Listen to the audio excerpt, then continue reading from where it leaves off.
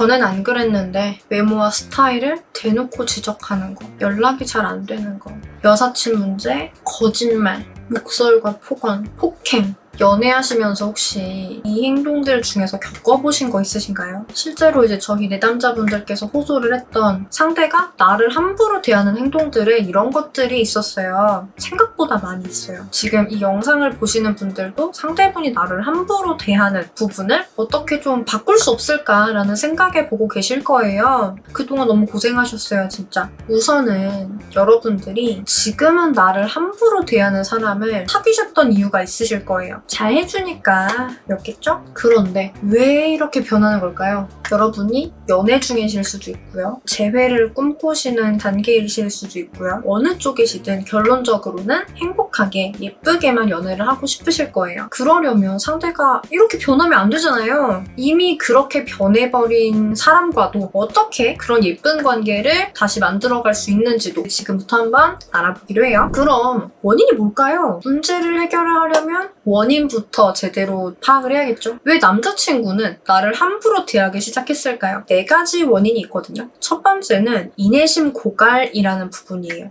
인내심 아닌가요? 처음 들어본 단어이실 수 있고요. 여기 용어 설명 보이시죠? 한정 자원이고 내가 연애 중에 상대에게 잘 해주고 싶은 마음이 인내심이에요. 어느 정도 있는데 사용하다 보면 없어지는 자원이라는 거죠. 잘 해주고 싶은 마음이 사라져요. 그럼 연애가 어떻게 될까요? 예전엔 소중하게 대해주고 잘해줬던 행동들이 바뀌겠죠. 성의 없게 대하고 함부로 대하는 그런 모습으로 바뀌게 될 거예요. 그러면 인내심은 왜 바닥나게 될까요? 예를 들어서 이런 상황에서 인내심이 바닥날 수 있어요. 남자친구가 데이트할 때마다 늦는다고 생각을 해보세요. 대부분의 분들은 사실 처음 한두 번은 그래 무슨 일이 있었나 보다 할 수 있어요. 그런데 처음 한두 번에서 끝나는 게 아니라 매번 지각이에요. 5분 지각할 때도 있고 1시간 지각할 때도 있고 어쩔 때는 미안 나 늦잠 자버렸어 라고 깼다는 시간이 저녁 8시 이후인 거예요. 이렇게 계속 쌓이고 나면 어떠실 것 같으세요? 당연히 잘해주고 싶은 마음이 점점 사라지죠. 미안하다는 말도 한두 번이죠. 이렇게 바뀌지 않는 잘못들은 너무 사람을 지치게 만들어요. 이런 경우도 있어요. 매일 밤 3시간씩 전화통을 붙들고 있는 연인. 물론 그럴 수 있어요. 문제는 상대분의 사정을 전혀 고려하지 않고 전화통을 3시간을 붙든다는 거예요. 상대분이 예를 들어서 야근을 밤 11시까지 하는 사람이고 다음날도 새벽같이 일어나서 출근해야 되는 사람인데 내용도 본인 서운한 거 얘기하는 거예요. 너가 정말 날 사랑하면 잠깐 쉬는 시간에 전화해줄 수 없었을까? 정말 사랑하는 사람은 상대를 헷갈리게 안 한다고 하는데 너가 진짜 날 사랑하는 게 맞을까? 라는 그런 추궁으로 매일 3시간씩 하루 종일 쌓였던 얘기를 다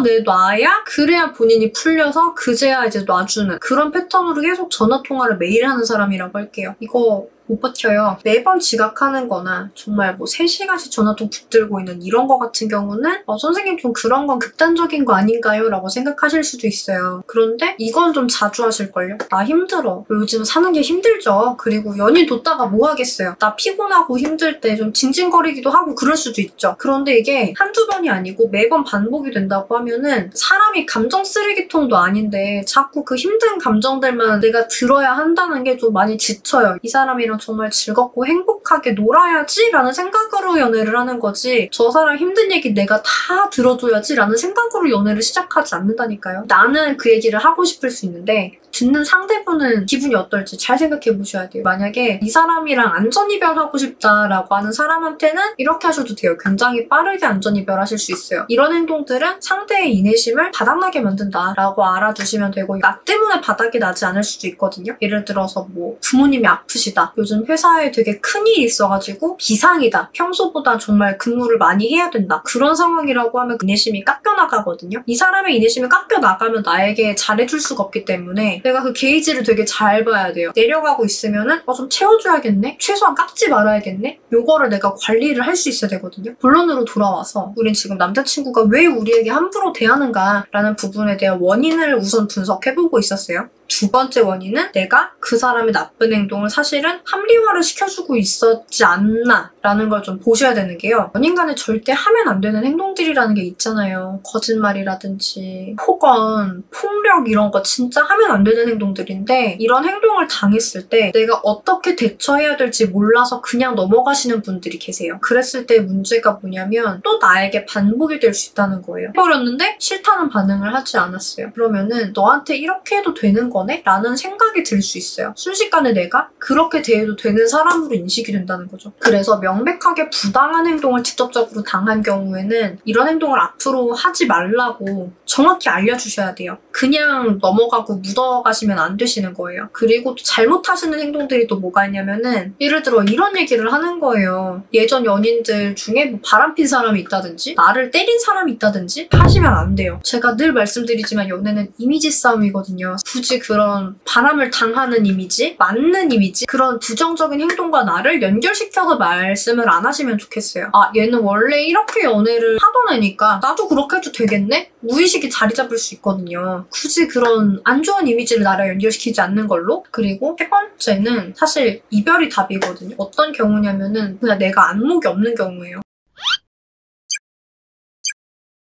안목이 없는 사람들의 세 가지 특징이 있어요. 첫 번째, 외모를 보고 스펙을 봅니다. 왜 이런 외모나 스펙이라는 기준을 가지고 상대를 보는 거냐면 본인의 기준이 없어서 그래요. 내가 어떤 사람을 만나야 행복한지, 어떤 사람이랑 만나야 오래 갈 수 있는지, 어떤 사람이랑 내가 성공적인 관계를 만들어갈 수 있는지 이런 거에 대해서 연애를 잘하시는 분들은 기준이 다 있어요. 연애를 못하시는 분들일수록 그 기준이 없기 때문에 우선 외모를 보거나 스펙을 보는 거예요. 외모가 괜찮다고 해서 좋은 사람이라는 보장이 없고요. 스펙이 괜찮다고 해서 좋은 사람이란 보장이 없어요. 이 좋은 사람이라는 게 사람들마다 다 정의하는 게 다르거든요. 연락이 애정의 척도라고 생각하는 분들은 연락을 잘 해주는 사람이 좋은 사람일 거고 나는 정말 뭐 생존 보고 정도만 하고 데이트할 때 재밌게 노는 사람이 좋다라고 하면은 그런 사람이 또 좋은 사람일 거예요. 내가 생각하는 좋은 사람은 어떤 사람인지 그냥 추상적으로 자상한 사람 뭐 이런 거 말고 나는 이런 사람이랑은 안 맞고 이런 사람이랑은 잘 맞아라는 기준이 되게 명확해야 되거든요. 그래서 안목이 없으신 분들이 꼭 해야 되는 게 이상형 디자인 시트예요. 이거 검색해보시면 나와요. 안목 없는 사람들의 두 번째 특징은 남녀를 떠나서 좀 다양한 사람들을 접해볼 기회가 없었던 경우가 많아요. 그래서 남자를 보는 눈만 없는 게 아니라 여자를 보는 눈도 없으세요. 여자분들도 내 인간관계에 들어올 수 있는 사람들이잖아요. 연애를 떠나서 어떤 사람들이 존재할 수 있는지에 대한 카테고리가 많이 없는 거예요. 인간관계에 대한 경험이 많은 사람들은 이 카테고리가 되게 다양하거든요. 다양한 사람들을 겪어볼 기회가 적었던 분들은 카테고리가 일단 많지가 않아요. 다양한 사람을 겪어보지 못한 사람인 거기 때문에 좀 더 세상 밖으로 나가볼 필요가 있어요. 안목이 부족하신 분들의 세 번째 특징, 정 이런 거를 너무 쉽게 주세요. 제가 아는 어떤 분은 어플로 남자를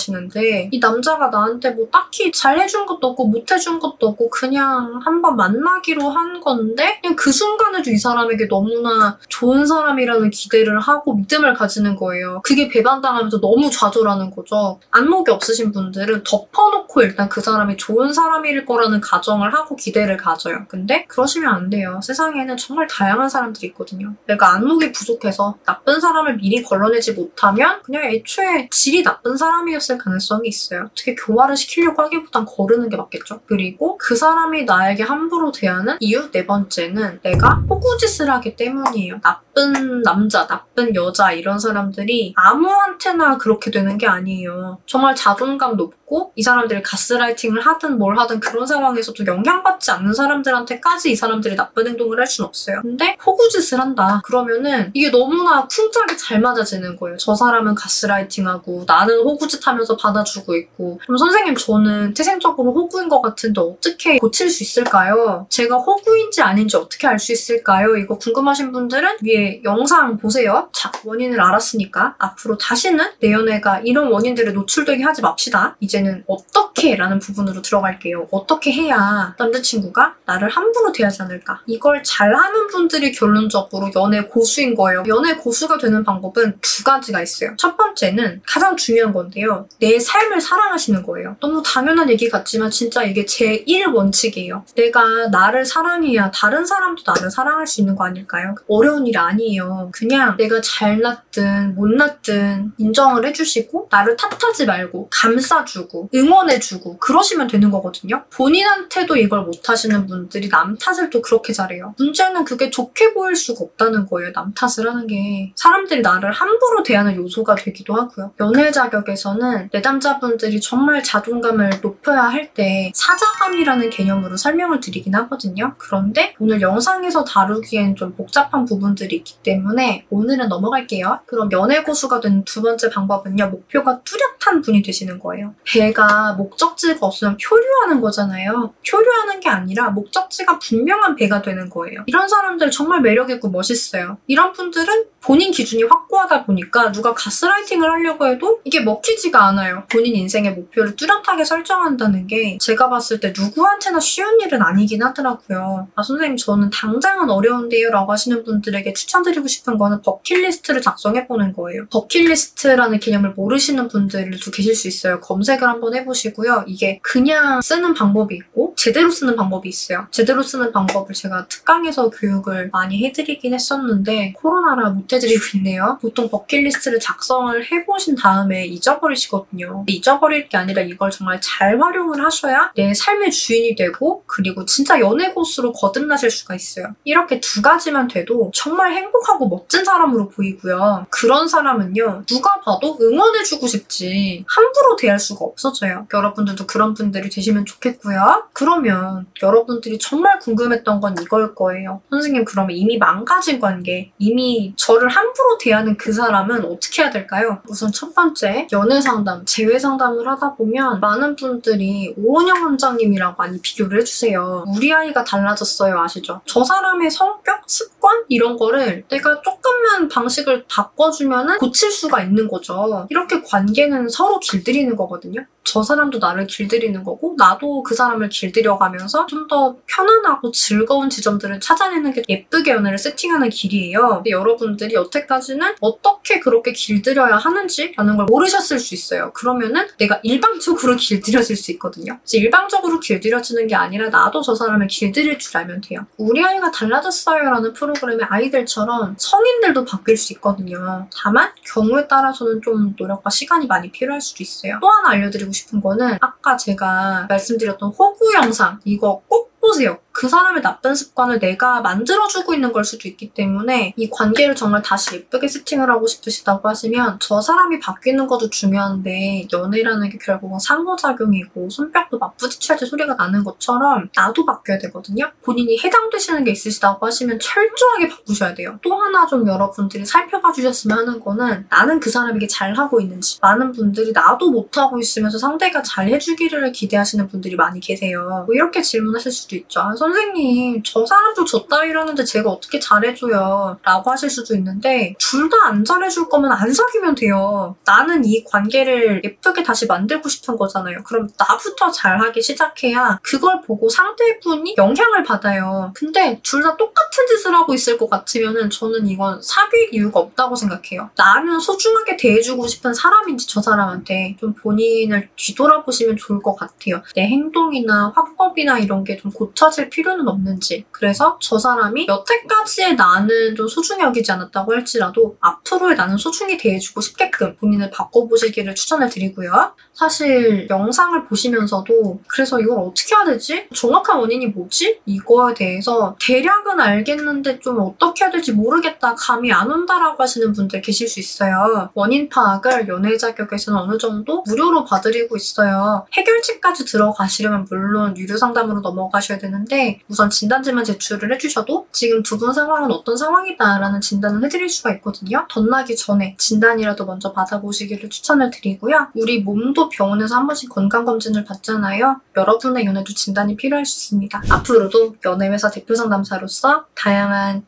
연애와 결혼, 이별, 재회 상황에서의 여러분의 대처력을 한껏 높여드리는 그런 영상들을 많이 만들어드리려고 합니다. 오늘의 영상이 좋으셨다고 하시면 좋아요 꼭 눌러주시고요. 여러분의 행복한 연애와 결혼 생활을 진심으로 응원드리겠습니다. 안녕!